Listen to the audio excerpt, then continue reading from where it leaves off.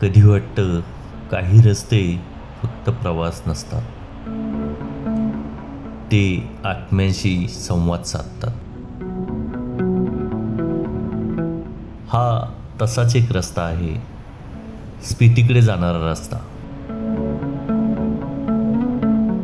जिथे प्रत्येक वळण एक नवा अध्याय लिहितं आणि प्रत्येक पर्वत स्वतःची कथा सांगतो. इथं शांतताही बोलते, वाऱ्याची झुळूक, नद्यांचा आवाज आणि त्या विशाल खिंडी सगळं मिळून तयार करतं एक अनोखं संगीत. या रस्त्यावर तुम्हाला फक्त निसर्ग दिसत नाही, तुम्हाला स्वतःचं प्रतिबिंब दिसतं. जेव्हा कारच्या खिडकीबाहेर धुळीचे ढग उडतात आणि दूरवर हिमालयाचं निळं आकाश दिसतं, तेव्हा जाणवतं आपण कुठे जातोय. यापेक्षा महत्त्वाचं आहे आपण कोण बनतोय त्या प्रवासात. हा आहे स्पिती रोड,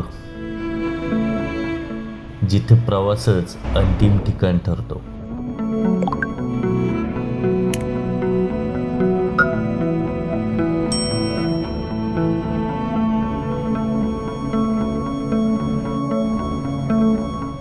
कधी विचार केलाय का, काही रस्ते आपल्याला फक्त शेवटच्या ठिकाणी पोहोचवतच नाहीत, ते आपल्याला घडवत असतात.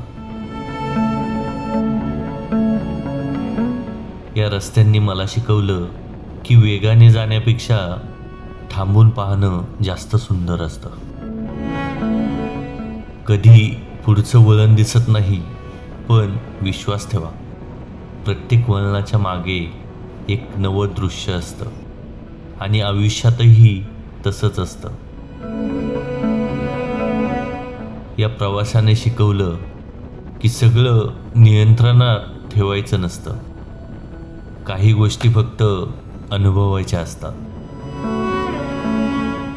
जेव्हा मी पर्वतांसमोर उभा राहतो, तेव्हा जाणवतं आपण किती लहान आहोत आणि तरीही आपला प्रवास किती मोठा आहे.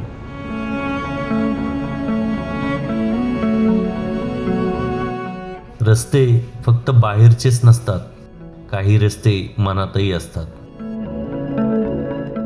आपण जेव्हा दूरवरच्या डोंगराकडे निघतो, तेव्हा खरं तर आपण आपल्या आतल्या प्रवासालाच सुरुवात करतो. प्रत्येक वळण, प्रत्येक धुळीचा कण काहीतरी शिकून जातो. संयम, शांतता आणि स्वतःचा अर्थ.